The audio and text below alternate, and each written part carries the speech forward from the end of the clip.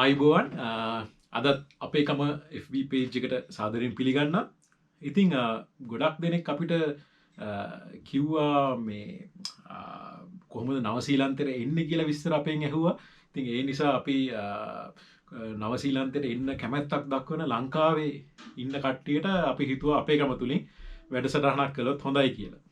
ඉතින් අපි දන්නවා මේ අපිට මේ කොරෝනා ප්‍රශ්නයක් අපිට මේ ලෝකෙ පුරාවටම ආවා. මේ කොරෝනා මේ වසංගත තත්ත්වයක් එක්කම රටවල් කිහිපයක් ගැන වැඩිපුර අවධානය දිනාගත්තා ලෝකේ.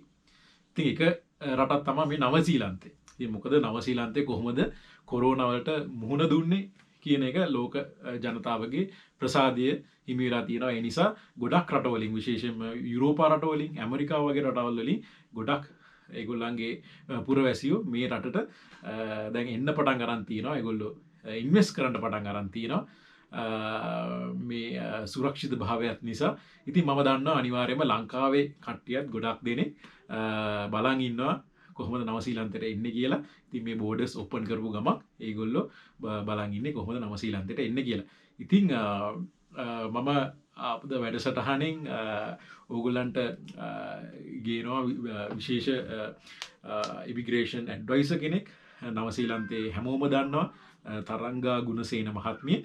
ඉතින් අපි සාදරයෙන් එතුමියෝ පිළිගන්නවා. අපි එතුමියගෙන් දැනගමු කොහොමද නවසීලන්තයට එන්න මොනවද තියෙන මාර්ග මොනවද, කොහොම කෙරුවොත් අපිට ඉක්මනින්ම නවසීලන්තේ පුරවැසි භාවය අපිට ලබා ගන්න පුළුවන්, කොහොමද එන වෙන ක්‍රම මොනවද කියලා විස්තරයක් අපි දැනගමු.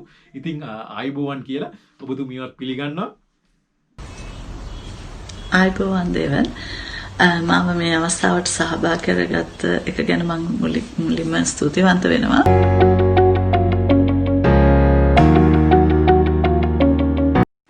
ඉතින් පොඩි හැඳින්වීමක් කෙරුවොත් නවසීලන්තයට එන විදි රාශියක් තියෙනවා. විශේෂයෙන්ම උදාහරණයක් විදිහට ගත්තොත් working holiday visa, එතකොට student visa, work visa, investor business category එකට අයිති වෙන visa. ඉතින් නමුත් මේ මෙහෙට එන්න පුළුවන් කැටගරි රාශියක් තිබ්බට ලංකාවේ කට්ටියත් එක්ක ජනප්‍රිය කැටගරි දෙක තුනක් විතරයි තියෙන්නේ. එකක් ගත්තොත් ස්ටුඩන්ට් වීසා, අනිත් එක වර්ක් වීසා. ඉතින් රෙසිඩන්ස්ලි කෙලින්ම ලංකාවේ දැන් ඇප්ලයි කරන්නත් පුළුවන්. ඒ වුණාට බොහොම සුළුතරයකට විතරයි. මොකද පොයින්ට්ස් ගානත් එක්ක අපි ඒ ගැනත් කතා කරමු. පුළුවන්. ඒ නිසා ස්ටුඩන්ට් වීසා සහ වර්ක් වීසා තමයි වැඩිපුර ජනප්‍රිය. ඉතින් අද අපි කතා කරන්න බලාපොරොත්තු වෙන අද වැඩසටහනේ මේ ස්ටුඩන්ට් වීසා ගැන. අද දවසේ අපි කතා කරන මාතෘකා බොහෝ දෙනෙක්ට මම හිතන්නේ කාලෝචිත වෙයි. මොකද ගොඩක් අයට මේ දවස්වල ස්ටුඩන්ට් වීසා ගැන ප්‍රශ්න ගොඩක් තියෙනවා. මොනවා වෙයිද, කොයි කාලේ ඕපන් වෙයිද, කොහොමද ස්ටුඩන්ට් වීසා එන්නේ, කොයි වගේ ක්වොලිෆිකේෂන් එකක්ද තෝරගන්නේ කියන දේවල්. ඉතින් අපි අද කතා කරන දේවල් ගොඩක් අයට වැදගත් වෙයි කියලා මම හිතනවා. මම දැනගන්න කැමති අපි පොඩි සිනාරියක් ගත්තොත් අපි දන්නවා ගොඩක් දෙනෙක් පාසල් අවුට් වෙච්ච කට්ටිය ඒගොල්ලන්ගේ හයි එඩියුකේෂන් වලට ඒගොල්ලන්ගේ ඩිග්‍රී කරන්න වගේ දේවල් වලට නවසීලන්තයට එන්න ඒගොල්ලෝ කැමැත්තක් දක්වනවා. ඉතින් අපි කතා කරමු මේ අලුතින් ෆ්‍රෙෂ් ස්කූල් ලීව කෙනෙක් කොහොමද නවසීලන්තේ කෝස් එකක් තෝරගන්නේ. අපි නවසීලන්තේ කෝසස් ඩිග්‍රී ගත්තාම ගොඩක් එක විදි වර්ගයේ කෝසස් ඩිග්‍රී තියෙනවා. ඉතින් අපි ඒ ගැන අපි තරංග මහත්මියගෙන් දැනගමු. විශේෂයෙන් අපිට තියෙනවා එක ස්කිල් ගණයට අයිති වෙන කෝසස් තියෙනවා. උදාහරණයක් ගත්තම මිකෑනික් කෝසස් තියෙනවා, කුකරි වගේ කෝසස් තියෙනවා. සමහර ඒවා තියෙනවා එඩියුකේෂන්, ඒ කියන්නේ හයි එඩියුකේෂන් පැත්තේ. මේ කියන්නේ ඔයාලට මැනේජ්මන්ට් ඩිග්‍රියක්, මැනේජ්මන්ට් පැත්තේ වැඩිපුර ඩිග්‍රියක් විදිහට හදාරන්න පුළුවන්. IT පැත්තෙන් වගේ ඒ ප්‍රොෆෙෂනල් එඩියුකේෂන් පැත්ත. ඉතින් මේ වගේ මොන වගේ කෝස් එකක් තෝරගත්තොත්ද ඔබට ඉක්මනින් මෙහි ස්ටේබල් වෙන්න පුළුවන්. නැත්නම් ඉක්මනින් ඔබට PR එකට රෙසිඩන්ස් වීසා එකට කොහොමද ඉක්මනින්ම ඇප්ලයි කරන්න පුළුවන් කියලා පොඩි ඕවරෝල් හැඳින්වීමක් අපි තරංග මහත්මියගෙන් අපි අහමු. අපි ස්ටුඩන්ට් වීසා ගැන කතා කරොත් ගොඩක් ලොකු ප්‍රමාණයක් මේ රටට ස්ටුඩන්ට් වීසා එනවා. ඉතින් ඒක ස්කිල් පැත්තටයි මැනේජ්මන්ට් පැත්තටයි බර ක්වොලිෆිකේෂන් වලට තමයි ගොඩක් අය එන්නේ. ඉතින් PR පාත් එක කියන්නේ හැම වෙලෙම සැරෙන් සැරේ වෙනස් වෙන පාත්වේ එකක්. ඒ වුණාට පොදුවේ කතා කරොත් අද තියෙන පොලිසි එක ගැන කතා කරොත් සාමාන්‍යයෙන් ස්ටුඩන්ට් වීසා එකක එනවා නම් ක්වොලිෆිකේෂන් ඒ කියන්නේ A level වගේ දෙයක් ඉවර වෙච්ච ගමන් එන කෙනෙක්ට නම් ඇත්තටම ඒ එක්ස්පීරියන්ස් එකකුත් නැති කෙනෙක් නිසා යාලට වටිනවා බැචලර් එකක් වගේ දෙයක් කරගන්න පුළුවන් නම් නමුත් PR එකක් බලාපොරොත්තුෙන් මේ ගොඩක් අය එන්නේ. ඉතින් එහෙම කෙනෙක්ට ඇත්තටම තෝරගන්න සුදුසුයි කියලා හිතන පැති තියෙන්නේ මෙහෙට ස්කිල් කියන ජොබ්ස් වලට සූට් වෙන ඒවා ක්වොලිෆිකේෂන් කියලා තමයි මට කියන්න පුළුවන් වෙන්නේ. මොකද මැනේජ්මන්ට් පැත්තක් වගේ කරනවා නම් ක්වොලිෆිකේෂන් එකකින් ජොබ් එකක් හොයාගෙන ඉස්සරහට යන්න තියෙන හැකියාව අනිත් ක්වොලිෆිකේෂන් වලට වඩා හරිම අඩුයි. ජොබ්ස් තියෙනවා නමුත් ඒවෙන් pathway to residence කියන තැනට යන්න ටික කාලයක් යනවා. අනිත් එක ඒවැ ගොඩක් restrictions තියෙනවා. උදාහරණයක් විදිහට ගත්තාම මැනේජර් කෙනෙක්ගේ managerial roles වෙනවද කියන එක duties වෙනවද කියන එක immigration එක තදින්ම බලනවා PR එකේදී. ඉතින් ඒ වගේ දේවල් වෙන්නේ නැත්නම් ඇත්තටම හරි අමාරුයි PR එකකට approval එකක් ගන්න. ඉතින් තවත් උදාහරණයක් විදිහට කියනවා නම් කොච්චර ලොකු කම්පැනි එකක් වුණත් උදාහරණයක් විදිහට countdown එකක සුපර් මාකට් එක කියන ගොඩක් ලොකු ටර්නෝවර් එකක් තියෙන කම්පැනි එකක්. නමුත් ඒ වගේ කම්පැනි වල ඉන්න මැනේජර්ස්ලාට පවා PR දාන්න හරි අමාරුයි. ඇත්තටම මේ PR දාන්න බෑ. ඉතින් අනිත් පැති වලින් ඒ කියන්නේ ක්වොලිෆිකේෂන් එකක් කුකරි එහෙම නැත්නම් ඔටෝමෝටිව් පැත්තට ක්වොලිෆිකේෂන් කරන අයට ඊට වඩා අවස්ථාවක් තියෙනවා මේ PR එකකට වර්ක් විසා එකකට යන්න ඉස්සරහට පාත් එක හදාගෙන ඒ වැදිත් තියෙන අඩුපාඩුකම් තියෙනව නැතුවම නෙමෙයි. මොකද දැන් මැනේජ්මන්ට් වගේ ලෙවල් එකකට ගෙවන සැලරි එකම ඉමීඩියට්ලි ෂෙෆ් කෙනෙක්ට බේකර් කෙනෙක්ට ඉමීඩියට්ලි හම්බ වෙන්නේ නැහැ. ඉතින් ඒකටත් පාත් එක ටිකක් යන්න තියෙනවා. නමුත් ජොබ් වලට තියෙන ඩිමාන්ඩ් එක ඒ පැත්තේ හයි කියලා කියන්න පුළුවන්. අනිත් මැනේජ්මන්ට් පැත්තට වඩා මැනේජ්මන්ට් පැත්තෙන් ජොබ් තිබ්බට අර මේ ඉස්සරහට සැලරි එක හදාගෙන පාත් එක යන එක ටිකක් රිස්ක් එකක් තියෙනවා. ඉතින් ස්ටුඩන්ට් වීසා එකක් තෝරාගද්දී ඒ වගේ දේවලුත් හිතන්න ඕනේ. ඒකත් එක්කම තමනුත් හිතන්න ඕනේ තමන්ට මේ ක්වොලිෆිකේෂන් එක ගැලපෙනවද නැද්ද කියන එක. මොකද A level කරපු කෙනෙක්ට නම් ඇත්තටම තමන්ගේ බෑග්ග්‍රවුන්ඩ් එකක් මැච් කරන්න කියලා දෙයක් නැහැ. තමන් කැමති පාත් එක තෝරගන්න පුළුවන්. නමුත් එක්ස්පීරියන්ස් එකක් ක්වොලිෆිකේෂන් එකක් අරගෙන තියෙන කෙනෙක් මැද්දේදී ෆර්දර් ස්ටඩීස් වලට එද්දී ඒක ගැන පරිස්සමෙන් ඒගොල්ලෝ හැන්ඩල් කරන්න ඕනේ. මොකද්ද මම ඉස්සරහට කරන්න ඕනේ කියන එක. ඉතින් ඒ වගේම මතක තියාගන්න ඕන කාරණයක් තමයි ඉතින් මේ පොලිසි කියන ඒවා සැරෙන් සැරේ වෙනස් වෙනවා. ඉතින් සමහරක් වෙලාවට ඒ දේවලුත් එක්ක අපිට මේ ඇඩ්ජස්ට් වෙන්න වෙනවා. ඉතින් තරමක් ලේසි කියලා හිතන පාත් එක තමයි hands on වැඩ කරන ක්වොලිෆිකේෂන් එකකට එන්න පුළුවන්. ඒකත් එක්කම තවත් දෙයක් කියන්න ඕනේ level 4 වගේ ක්වොලිෆිකේෂන් එකකට එළියෙන් එන්න තියෙන chance එක නැහැ. ඒවා ගොඩක් local අයට තියෙන්නේ. නමුත් මම හිතන්නේ ඔටෝමෝටිව් ඉන්ඩස්ට්‍රි එකේ තියෙනවා මේ national certificate එක ඒක කරන්න පුළුවන්. international students ලටත් ඊට අමතරව hair dressing වලටත් ඩිමාන්ඩ් එක තියෙනවා. නමුත් hair dressing වලට level 4 තියෙන නිසා එළියෙන් qualification එකකට එන්න බෑ. නමුත් මම දැකලා තියෙනවා beauty therapy level 5 qualification එකට ඒ වගේ අය ඇවිල්ලා එතනින් එහාට පාත් එක හදා ගන්නවා තමන්ගේ hair dressing පැත්තට experience එකක් තියෙනවා නම්. ඉතින් මේ වගේ කරුණු කාරණා ගොඩක් තියෙනවා හිතන්න student visa එකක් apply කරද්දී. ඉතින් ඒ හැම දෙයක එක්කම තමන්ුත් හිතන්න ඕනේ තමන්ට මේ qualification එක කරන එකෙන් තේරුමක් තියනවද නැද්ද කියන එක ගැනත් Taman දෙපාරක් හිතන්න ඕනේ.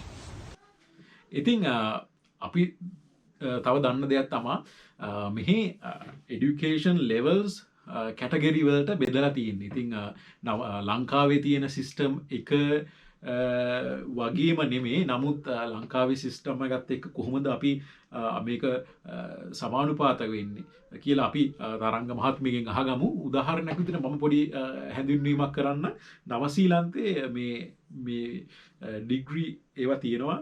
ඒ කියන්නේ අධ්‍යාපන මේ courses අපි categorize කරනවා level 6, level 7, level 8, level 9, level 10 වගේ වෙනකන්. ඒ කියන්නේ සාමාන්‍යයෙන් අපි ඩිප්ලෝමා level එකේ ඉඳන් පටන් ගත්තාම level 7 සාමාන්‍ය අවුරුදු 3ක වගේ degree එකක්. ඊට පස්සේ post graduate එක කියන්නේ level 8, ඊට පස්සේ master level 9, ඊට පස්සේ PhD එකක් කියන්නේ level 10. ඉතින් මේවල අපි පොඩි හැඳින්වීමක් අපි ඔබතුමියකින් අහන්න කැමති කොහොම වගේ level එකකටද අපේ මේ fresh ස්කූල් ලීව කෙනෙක් මේ වගේ කෝස් එකක් තෝරගද්දි මොන වගේ ලෙවල් එකකටද යා යුත්තේ, මොන වගේ ලෙවල් එකක් තෝරගත්තොත්ද අපිට PR නැත්නම් රෙසිඩන්සි එක ඇප්ලයි කරන්න වඩාත් ලේසි. අපි ලෙවල් එක ගැන කතා කරොත් ක්වොලිෆිකේෂන් ලෙවල් එක ගැන ඔයා කිව්වා වගේ ලෙවල් 5 ඉඳන් 10 වෙනකම් තියෙනවා. ලෙවල් 5 කියන්නේ සාමාන්‍යයෙන් ඩිප්ලෝමා ලෙවල් එක. 6 7 කියන්නේ ඩිප්ලෝමා ලෙවල් තියෙනවා. 7 එක ඇත්තටම බැචලර් ඩිග්‍රී එකකටත් ලෙවල් 7 තියෙනවා. නමුත් ග්‍රැජුවේට් ඩිප්ලෝමා එකකුත් ලෙවල් 7 තියෙනවා. ඉතින් ග්‍රැජුවේට් ඩිප්ලෝමා සාමාන්‍යයෙන් යන්නේ 1 year to 1.5 year වගේ කාලයක්. ඩිග්‍රී එකක් කරනවා නම් ක්‍රොස් ක්‍රෙඩිට් හම්බුනේ නැත්නම් එයාගේ ප්‍රීවියස් ක්වොලිෆිකේෂන් වලට සාමාන්‍යයෙන් 3 to 4 years වගේ කාලයක් ගන්නවා. ඒක ඩිපෙන්ඩ් වෙනවා ක්වොලිෆිකේෂන් එක මත. පෝස්ට් ග්‍රැජුවේට් එකක් සාමාන්‍යයෙන් අවුරුද්දක් හෝ මාස 18ක් වගේ කාලයක් වෙනවා. මාස්ටර් එකක් අවුරුද්දක් වගේ වෙනවා. සහ PhD එකක වැඩිපුරම මම හිතන්නේ ඒක නම් තියෙන්නේ ස්ටඩි කරනවට වඩා ගොඩක් එක්ස්පීරියන්ස් එක පැත්තෙන් කියන්නේ රිසර්ච් කරලායි පැත්තෙන් යන්න. ඉතින් මෙහෙම දෙයක් තියෙනවා මේ ඇත්තටම දෙවන් මොකද අපි දැන් ක්වොලිෆිකේෂන් එකක් ගැන මොන ලෙවල් එකද කියන එක ඇත්තටම තීරණය කරන්න වෙන්නේ අපිට already මොකක් හරි ක්වොලිෆිකේෂන් එකක් තියෙනවා නම් ඒකේ ලෙවල් එක මත උදාහරණයක් විදිහට ගත්තොත් බැචලර් එකක් කරපු කෙනෙක්ට පෝස්ට් ග්‍රැජුවේට් එකකට එන්න ලේසි. පෝස්ට් ග්‍රැජුවේට් එකක් කරපු එක්කෙනෙක්ට මාස්ටර් එකකට එන්න ලේසි. නමුත් A level කරපු ගමන් කෙනෙක්ට ඩිප්ලෝමා එකකට එන්නත් පුළුවන්. අවුරුද්දේ හෝ අවුරුදු එකමාරේ හෝ දෙකේ ඩිප්ලෝමා එකකට එන්නත් පුළුවන් මූලික අඩිතාලමක් විදියට. එහෙම නැත්නම් කෙලින්ම බැචලර් එකකට එන්නත් පුළුවන්. තමන් qualification එකට අදාළ IELTS requirement එක meet වෙනවා. ඉතින් එතනදී උදාහරණයක් විදිහට ගත්තොත් කවුරු හරි කෙනෙක් තීරණය කරොත් IT වගේ දෙයක් කරන්න එනවා කියලා IT වල ඩිප්ලෝමා ලෙවල් එකක් ගත්තා කියලා එක්ස්පීරියන්ස් නැති කෙනෙක්ට ඉස්සරහට යන්න අමාරුයි කියන තැන තමයි මම ඉන්නේ. මොකද එක්ස්පීරියන්ස් එකකුත් නැතුව ඩිප්ලෝමා එකක් එක්ක එයාට ජොබ් එකක් try කරන්න මම හිතනවා ලොකු තරගයක් තියෙනවා කියලා. මොකද IT පැත්තට ඩිග්‍රී හෝල්ඩර්ස්ලා මාස්ටර්ස් කරපු අය ඉන්නවා එක්ස්පීරියන්ස් උත් එක්ක. ඒ වගේ අත් එක ටිකක් පොඩි තරගකාරී බවක් තියෙනවා. ඉතින් ඒ වගේ දෙකදී මම හිතනවා බැචලර් එකක් වෙනකන් ඉගෙන ගත්තොත් ඒ කෙනෙක්ට ක්වොලිෆිකේෂන් එකක් බැචලර් තියෙන නිසා ජොබ් එකක් හොයාගන්න වඩා පහසුවක් වෙයි කියලා. ඩිප්ලෝමා කරපු අයත් එහෙම පාත්වේ වලට ගිහින් තියෙනවා. උදාහරණයක් විදිහට ගත්තොත් දැන් මෑතකදී ඔය IT specialized area networking ඒ වගේ දේවල් වලදී කට්ටිය apply කරලා තියෙනවා work visa වලට. fiber technician එහෙම නැත්නම් telecommunication technician කියන categories වලට ඒ පැත්තෙන් PR pathway එකකට යන්නත් පුළුවන්. ඉතින් සමහරක් අවස්ථාවලදී ඩිප්ලෝමා එකේදී points එක යාලට points වල මදි අඩුපාඩුවක් තියෙනවා නම් ඒ ටික ඒගොල්ලන්ට බැලන්ස් කරගන්න පුළුවන් out of Auckland වගේ ගිහිල්ලා points වැඩි කරගෙන මොකද බැචලර් වගේ level එකකට වැඩිපුර points ප්‍රමාණයක් හම්බ වෙනවා PR එකේදී සහ මාස්ටර් වලට ඊටත් වඩා වැඩිපුර හම්බ වෙනවා. ඉතින් මම හිතනවා ගොඩක් වෙලාවට A level කරපු ගමන් එන කෙනෙක් කුකරි කරන්න හිතුවොත් එයාට පාත් එකකට යන්න ලේසි වෙනවා level 5 වුණාට මොකද එතන hands on ජොබ් එකක් යාට කරන්න තියෙන. ඒ කියන්නේ ප්‍රොෆෙෂනල් පැත්තට නෙමෙයි මේ ජොබ් එක. ඒ වගේ දේවල්ට පොඩ්ඩක් ඩිමාන්ඩ් එක වැඩි නිව්සීලන්ත වල. ඉතින් ඒ වගේ කෙනෙක්ට එක්ස්පීරියන්ස් එක නැති වුණත් අඩුම ගානේ තමන් ක්වොලිෆිකේෂන් එක කරන අතරට part time ජොබ් එකක් හොයාගෙන ඒ එක්ස්පීරියන්ස් එක ගන්න අර මැනේජ්මන්ට් ක්වොලිෆිකේෂන් එකක් කරන්න ආපු කෙනෙක්ට වඩා වැඩිපුර මේ අවස්ථාවක් හම්බ වෙනවා කියලා මම හිතනවා. ඉතින් ඒක නිසා ක්වොලිෆිකේෂන් එකක් level කොහොමත් එළියෙන් ඉඳන් එන්න දෙන්නේ level 5 වලින් above qualification level 5 හෝ above qualification වලට. ඉතින් තමන් පාත් එක තෝරගද්දී තමන්ට මොකද්ද future plan එක කියන එක හොඳට decide කරගෙන ඒ qualification එක තෝරගන්න පුළුවන්. ඒත් එක්කම තමන්ට level 9 එකක් හෝ 8 එකක් කරන්න බැහැ තමන්ට basic ඊට ඉස්සෙල්ලා prerequisite qualification එකක් නැත්තම්. ඒ වගේම තව වැදගත් ප්‍රශ්නයක් තමයි මේ නවසීලන්තේ මේ යුනිවර්සිටිස්ුත් අපි එක එක කැටගරයිස් අපි දැකලා තියෙනවා. අපි දැකලා තියෙන උදාහරණයක් ගත්තාම මෙහි ඕක්ලන්ඩ් වල තියෙන ජනප්‍රියම යුනිවර්සිටිය තමයි University of Auckland. ඒ වගේම මැසේ යුනිවර්සිටි තියෙනවා. ඒ වගේම තව පොඩි යුනිවර්සිටිස් ඒවට කොලේජස් රාශියක් තියෙනවා. ඉතින් මේවා කැටගරයිස් කරලා තියෙනවා. සමහර ඒවාට කියනවා පොලිටෙක්නික්ස් කොලේජස් කියලා, සමහර ඒවාට යුනිවර්සිටිස්. ඉතින් සාමාන්‍ය මම දන්න විදිහට නම් යුනිවර්සිටිස් වල ගාණ වැඩි, ෆෙයා එක ඉතාමත්ම වැඩි. ඉතින් මේවා මේ තමන් තෝරගන්න යුනිවර්සිටි එකේ මේ ටයිප් එක තමයි යුනිවර්සිටි එකේ රෙපියුටේෂන් එක කොහොමද ඕගොල්ලන්ට වැදගත් වෙන්නේ? කොහොමද ඔයගොල්ලෝ රෙසිඩෙන්සි එකක් ඇප්ලයි කරද්දි වැදගත් වෙන්නේ? නැත්නම් ඔයගොල්ලෝ නවසීලන්තේ ඉගෙනගෙන නැත්නම් ලංකාවට යන්න ප්ලෑන් එකක් තියෙනවා නම්, හරි වෙන රටකට යන්න ප්ලෑන් එකක් තියෙනවා නම්, ඒ රටවල රෙකග්නිෂන් එක කොහොමද මේ යුනිවර්සිටිස්, මේ කොලෙජ් නැත්නම් පොලිටෙක්නික්ස් මේ කියන ඒවත් එක්ක? ඒ ප්‍රශ්නේ ඇත්තටම දෙවියන් ගොඩක් අය මගෙන් අහනවා පොලිටෙක්නික් වලයි යුනිවර්සිටි වලයි මොකද්ද ඒ ඩිෆරන්ස් එක කියලා. ඉතින් ඇත්තටම මේ දෙකේ ප්‍රධානම වෙනස්කම විදිහට මට පේන්නේ ෆී එකේ තමයි ලොකුම ඩිෆරන්ස් එක තියෙන්නේ. ඉතින් යුනිවර්සිටි වල ටිකක් හයි මොකද ඒගොල්ලන්ගේ රෙපියුටේෂන් එකත් එක්කලා මේගොල්ලෝ චාර්ජ් කරන ගාණ වැඩි. නමුත් PR එකේදී points වලදී ඒකේ වෙනසක් වෙන්නේ නැහැ. උදාහරණයක් විදිහට level 7 එක යුනිවර්සිටි එකේ ගත්තත් පොලිටෙක්නික් එකේ ගත්තත් එකම points ටික හම්බ වෙන්නේ PR එකේදී. ඉතින් ඒකේ වෙනසක් නම් නැහැ. හැබැයි ඔතනදී දෙයක් තියෙනවා මේ කියන්න දැන් තමන් යුනිවර්සිටි එකක් තෝරා ගන්නකොට යුනිවර්සිටි එකේ රෙපියුටේෂන් එක තමන්ට වැදගත් වේවි. තමන් මේ ක්වොලිෆිකේෂන් එක අරගෙන යන්නේ වෙන රටක දෙයක් හදාගන්න නම් එතනදී ඇත්තටම මේ පොඩි ඉන්ස්ටිටියුට් එකකින් ක්වොලිෆිකේෂන් එකක් ගන්නවට වඩා වැදගත්කමක් තියෙනවා රෙකග්නයිස් යුනිවර්සිටි එකකින් ක්වොලිෆිකේෂන් එක ගන්න එක. ඒ අරින්න තමන් නිව්සීලන්ත ඇතුළේම නම් ඉතුරු පාත් එක ඔක්කොම හදාගෙන යන්න බලාපොරොත්තු වෙන්නේ. එතනදී නම් පොලිටෙක්නික් එකකින්ද යුනිවර්සිටි එකකින්ද කියන එක ලොකුවට වැදගත්කමක් නැහැ. හැබැයි ඔතනදී PhD එකක් වගේ කරන්න එන කෙනෙක්ට මම නම් හිතනවා යුනිවර්සිටි එකක කරන එක හොඳයි කියලා. මොකද PhD එකක් කරන්න පුළුවන් local fee එකකටම. ඉතින් ඒ අයට වටිනවා PhD එක recognize university එකකින් qualification එක අරගන්න එක. ඉතින් ඒ අරින්න points වල වෙනසක් නැහැ. PR එකේදී qualification එකේ level එක හරියට තියෙනවා නම් ඒ අදාළ level එකට තමයි points ටික issue වෙන්නේ. ඒ වගේම තව ප්‍රශ්නයක් තමයි ගොඩක් කට්ටිය අපි දැකලා තියෙනවා නවසීලන්තේ එන්න ලංකාවේ තියෙන ඒජන්සිස් ගොඩක් ඒගොල්ලෝ රෙකමන්ඩ් කරනවා මේ out of Auckland universities. ගොඩක් වෙලාවට අපි දකිනවා සවුත් අයිලන්ඩ් වල ඔයගොල්ලෝ නවසීලන්තේ ජියෝග්‍රෆි එක ඔයගොල්ලෝ දන්නවනම් මේක තියෙනවා සවුත් අයිලන්ඩ් එක සහ උඩින් තියෙනවා නෝර්ත් අයිලන්ඩ් එක කියලා. මේ අයිලන්ඩ් දෙකකින් සමන්විතයි නවසීලන්තේ. ඉතින් සවුත් අයිලන්ඩ් එකට යද්දි ගොඩක් සීත වින්ටර් එකට වගේ ගොඩක් සීතලයි. ඉතින් ගොඩක් වෙලාවට මේ ඕක්ලන්ඩ් තමයි ජනප්‍රිය. ඕක්ලන්ඩ් වල තමයි නවසීලන්තේ කමර්ෂල් සිටි එක, කමර්ෂල් කැපිටල් එක. ඉතින් ඒගොල්ලන් ඇත්තම රටේ කැපිටල් එක ඇවිල්ලා වෙලින්ටන්.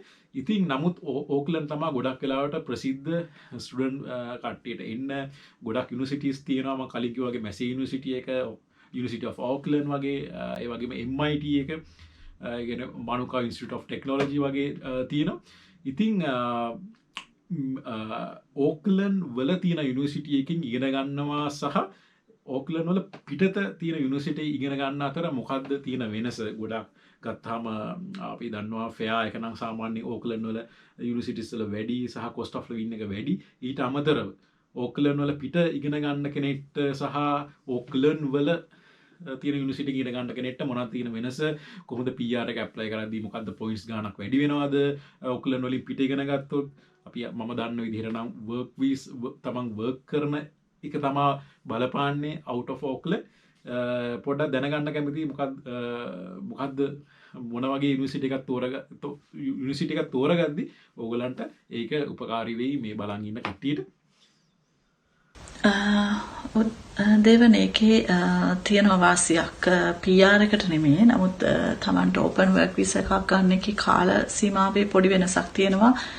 දෙසැම්බර් 31 වෙනිදා 2021 ඉස්සෙල්ලා ඉගෙනගෙන ඉවර වෙන අයට අවුරුද්දක් වෙනකොට අවුරුදු දෙකක් ඕපන් වර්ක් වීසා එකක් ගන්න අවස්ථාවක් හම්බ වෙනවා.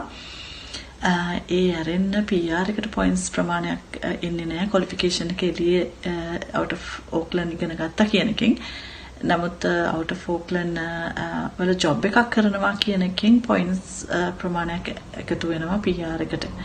ඉතින් ඒ වාසිය තමයි තියෙන්නේ මේ 2021 දෙසැම්බර් 31 වෙනිදා ඉස්සෙල්ලා ස්ටඩීස් ඉවර කරන අයට තියෙනවා මේ අවුරුදු දෙකක් ඕපන් වර්ක් වීසා එක අවුරුදු දෙකක් හෝ තුනක් ඒක ඩිපෙන්ඩ් වෙනවා ක්වොලිෆිකේෂන් එක මත. එහෙම වාසියක් තියෙනවා. තව දෙයක් තමයි තමන් මේ කෝස් එකක් තෝරගද්දි සහ මේ ෆීල්ඩ් එකක් තෝරගද්දි තමන් කරන ෆීල්ඩ් එක නම් තමන් IT වේවා, තමන් බිස්නස් සප්ලයි චේන් මැනේජ්මන්ට් වේවා, වෙන ක්ෂේත්‍රයක වේවා, ඔබගේ මේ කරන ෆීල්ඩ් එක කොහොමද රෙකග්නයිස් කරන්න, කොහොමද ඒවට වැඩිපුර අවධානයක් හිමිවන්නේ, කොහොමද ඔබ විශේෂයෙන්ම මේ රෙසිඩෙන්සි එක ඇප්ලයි කරද්දී අපි දන්නවා රෙසිඩෙන්සි එක ඇප්ලයි කරද්දී ලිස්ට් වර්ග දෙකක් තියෙනවා. එකක් තමයි long term shortage list කියන එක. ඉතින් මේ ලිස්ට් එකට ගොඩක් මම දන්න විදිහට වැටෙන්නේ ගොඩක් IT ෆීල්ඩ් සම්බන්ධ වෘත්තීන් තමයි වැටෙන්නේ. ඉතින් මේ මම ඔබතුමියකින් දැනගන්න කැමතියි මේ ලිස්ට් එක හරියට මොකද්ද? මේ long term shortage list එක කියන්නේ මොකද්ද? අපි description එකේ දාන්නම් මේ INZ ඒ කියන්නේ Immigration of New Zealand එකේ ඒ දැනට තියෙන long term shortage list එකේ තියෙන professions මොනවද? ඒවා කොහොමද කරන්න කියලා ඒතර ඕගොල්ලන්ට ඒක පොඩ්ඩක් කියව ගන්න එක වැදගත් වෙනවා. ඉතින් ඒ අමතරව මම ඔබතුමියකින් දැනගන්න කැමතියි මේ ලිස්ට් වලට වැටෙන වෘත්තියක් තෝරගත්තොත් මොනවද තියෙන වාසි සහ ඒ පිළිබඳව පොඩ්ඩක් දැනගන්න කැමතියි. ඔව් දෙවන් ඒකේ long term skill shortage list කියලා කියන්නේ අතරම PR එක ගැන ෆැමිලියර් කෙනෙක්ට නම් ඔක මතක ඇති absolute skill shortage කියලා points වගේක් PR එකේදී bonus points කියලා add වෙනවා. ඒ ඇඩ් වෙන්නේ ඇත්තටම long term skill shortage එකේ තමන්ගේ ඒ nominate කරන ENSCO code එකට අදාළ occupation එක තියෙනවද කියන එක අනුව සහ ඒ occupation එකට අදාළ ඊළඟ column එකේ තියෙනවා මේ list කරලා මෙන්න මේ qualification සහ මෙන්න මේ experience එකට meet වෙන්න ඕනේ කියලා. අන්නේ ටික හරියටම exactlyම match වෙන්න ඕනේ. ඒකේ වචනයක්වත් එහෙම වෙන්න බෑ. ඒ ටික හරියට තියෙනවා නම් ඒගොල්ලන්ට bonus points ප්‍රමාණයක් හම්බ වෙනවා. ගොඩක් ඒ list එකේ තියෙන්නේ ITI ඉන්නවා සෑහෙන ප්‍රමාණයක්. IT software engineer developers la web developers la program developers la ගොඩක් categories ඉන්නවා IT පැත්තට සහ මේ ඒකේ trades qualification කීපයකුත් තියෙනවා automotive electricians diesel mechanics සහ shift lat ඉන්නවා ඉතින්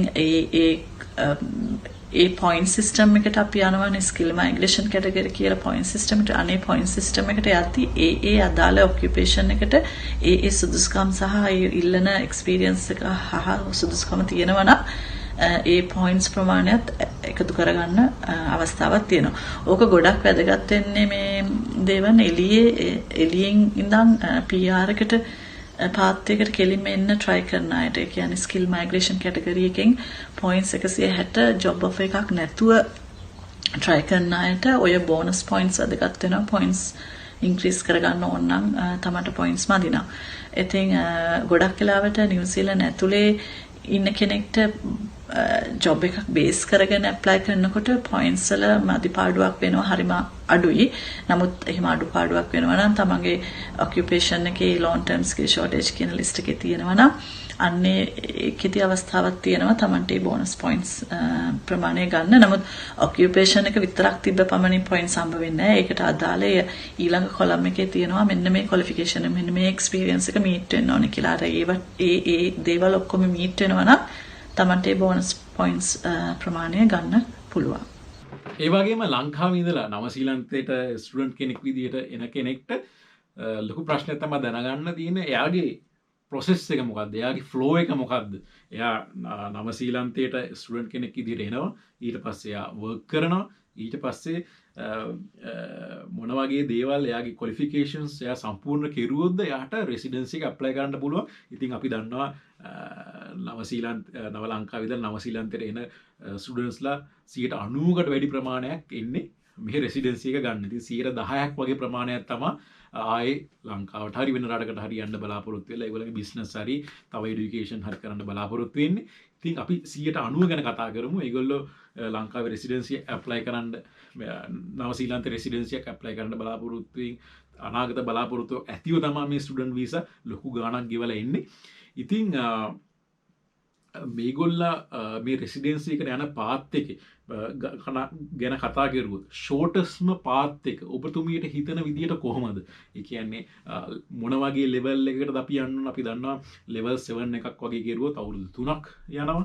එතකොට අර වගේ ස්කිල් කෝස් එකක් කෙරුවොත් සාමාන්‍යයෙන් අවුරුදු 1කමාරක් වගේ කාලයක් යන්නේ. ඊට පස්සේ අර long term shortage list එකට වගේ වැටෙන්න අවුරුදු ගාණක් මෙහෙ work කරලා තියෙන්න ඕන.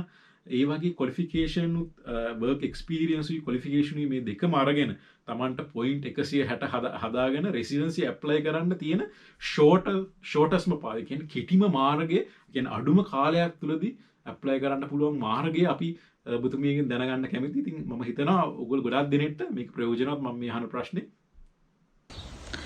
ඒ සිනරියෝ එක ගත්තොත් දේවන් ඔයා දැන් කිව්ව විදිහට qualification එකක් කියන්නේ A level කරපු ගමම්ම කෙනෙක්ට අරගෙන එන කෙනෙක්ට ගැන කතා කරොත් qualification එකේ bachelor එකක් කරන්න අවුරුදු 3ක් වගේ කාලයක් ගන්නවා.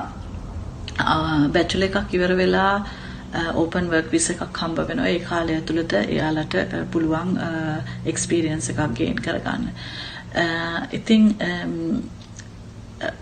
ඒකෙදි මෙහෙම දෙයක් තියෙනවා. දැන් qualification එකක් ඉවර වෙලා එළියට එන කෙනෙක්ට IT වගේ qualification එකකින් මොන වගේ job එකකට යාට යන්න පුළුවන් වේද කියන එක ගැන පොඩ්ඩක් බලන්න වෙනවා. මොකද experience එකකුත් නැතුවනේ ආ එළියට එන්නේ. ඉතින් qualification එකකට විතරක්ම තැන දීලා hire කරන තැනක් වෙන්න ඕනේ. ඉතින් එයා කියන්නේ පොඩි තැනක ඉඳන් එයා පටන් ගන්න ඕනේ. ඉතින් ගොඩක් වෙලාවට මම දකිනවා part time work කරන්න පුළුවන් පැය 20ක් ස්ටුඩන්ට් වීසා එකේදී ඒකේ ඉඳන්ම පාත් එකක් හදාගෙන යන්න පුළුවන් නම් වටිනවා. තමන්ට රෙලෙවන්ට් එකක් කරගෙන. එතකොට මේ ඒ වගේමයි දෙවන් දැන් ඔතනදී හිතන්න ඩිප්ලෝමා එකකට එන කෙනෙක් කියලා දැන් කුකරි ක්වොලිෆිකේෂන් එකක් කරන ආපු කෙනෙක් කියලා එයාගේ පාත් එකේ ඊට වඩා ඉක්මන් වෙනවා. මොකද එයාට ඇත්තටම අවුරුදු මාස 18ක් කියමුකෝ ක්වොලිෆිකේෂන් එක ගොඩක් වෙලාට කුකරි ක්වොලිෆිකේෂන් එක 18 months තමයි. ඒතර ඒක ඉවර වෙලා එයාට හම්බ වෙනවා ඕපන් වර්ක් විසා එකක්. ඒ ඕපන් වර්ක් විසා එකේ වැඩ කරන අතරට ගොඩක් වෙලාවට මේ ඊළඟ essential work visa හරි ඒ වගේ වීසා එකකට යන්න තියෙන්නේ. ඒකට ගිහිල්ලා එහෙම පාත් එක හදාගෙන යන්න පුළුවන්. සමහරක් වෙලාවට IT කළා IT ඩිග්‍රී එකක් අරගෙන IT පැත්තෙන් තමන්ගේ ඒ තැනට එන කාලේ සමහර විට අර කෙනෙක්ට වඩා දික් වෙන්න පුළුවන්. නමුත් එතනදී ඉතින් තමන් IT ක්වොලිෆිකේෂන් එකක් නම් කරේ එතන එයාගේ පොයින්ට්ස් වල හැදෙන්නේ කොහොමද කියලා ගැන කතා කරොත් එයාගේ ඒජ් එකටයි ඔෆර් එකටයි ක්වොලිෆිකේෂන් එකටයි පොයින්ට්ස් හම්බ වෙනවා. ඒතර එයාගේ ඔෆර් එක හම්බ වෙන්නේ out of Auckland කියන එක උඩ ඊළඟ පොයින්ට්ස් ටික තීරණය වෙනවා. ඉතින් absolute skill shortage list එකේ කියන්නේ long term skill shortage list එකේ ගැන අර අපි කතා කරා වගේ ඒකේ points ටික add වෙන්නේ නැහැ. එයාට මොකද එතනදී experience එකක් ඉල්ලනවා මේ points ටික add කරගන්න අයට bonus points add කරගන්න ඕන අයට. ඉතින් එතකොට යාට points වල පොඩි අඩුවක් මතුවෙනවා මේ out of Auckland නෙවෙයි නම් job එක තියෙන්නේ. ඉතින් ඒ වගේ අවස්ථාවකදී ඒගොල්ලන්ට පොඩ්ඩක් තව කාලයක් වැඩ කරලා ඒ experience එකත් එක්කලා තමයි මේ points ටික හදාගන්න වෙන්නේ. මොකද UI system එකේ point කියන්නේ PR point system එකේ තියෙන post qualification experience එකට තමයි points දෙන්නේ. ඉතින් එතනදී පාත් එක චුට්ටක් දුරගතියක් තියෙනවා. හැබැයි අනිත් පැත්ත ගැන කතා කරොත් දැන් ඩිප්ලෝමා එකක් කරලා කුකරි වගේ ක්වොලිෆිකේෂන් එකක් කරලා එහෙම ෂෙෆ් කෙනෙක් බේකර් කෙනෙක් යන පාත් එක මම ඊට වඩා මං කියලා කිව්වේ ඒ පැති වලින් ටක් ගාලා මේ ප්‍රොමෝට් වෙලා ටක් ගාලා යන්න පුළුවන් හැකියාවක් තියෙනවා අර වගේ ප්‍රොෆෙෂනල් ජොබ්ස් වලට වඩා. මොකද ප්‍රොෆෙෂනල් ජොබ්ස් වල මං හිතන්නේ ගොඩක් කම්පනීස් වල යන්නේ ටිකක් ස්ටෙප් බයි ස්ටෙප් විදිහට යන්නේ සැලරි ඉන්ක්‍රිමන්ට්ස් උනත් ඒ විදිහට වෙන්නේ. නමුත් සුපර් මාකට් වල හෝ එහෙම නැත්නම් පොඩි බේකරි වල රෙස්ටොරන්ට් වල ඒ වගේ සැලරි රික්වයර්මන්ට් කියන ඒවා නම් ඇත්තටම performance අනුවයි ඒ කාලේ තමන්ගේ එක්ස්පීරියන්ස් එක අනුවයි වගේ එක ඒවා වැඩි කරගෙන යන්න අර මේ ප්‍රොෆෙෂනල් ජොබ්ස් වලට වඩා හැකියාවක් තියෙනවා කියලා මම හිතනවා. ඉතින් මම හිතනවා ඇති ඔයගලන්ට ගොඩාක් ලොකු නොලෙජ් එකක් හම්බ වුණා.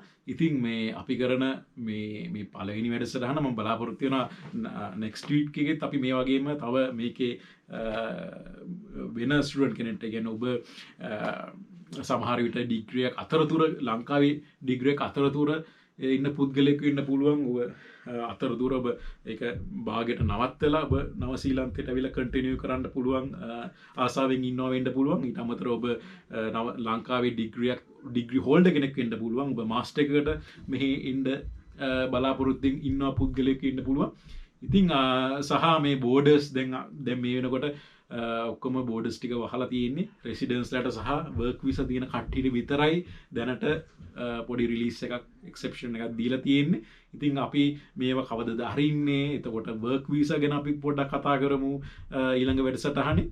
ඉතින් අපිත් එක රැඳී සිටින්න ඊළඟ වැඩසටහනට අපේකම YouTube channel එක ඔබ subscribe කරලා නැත්නම් මතකද subscribe කරන්න.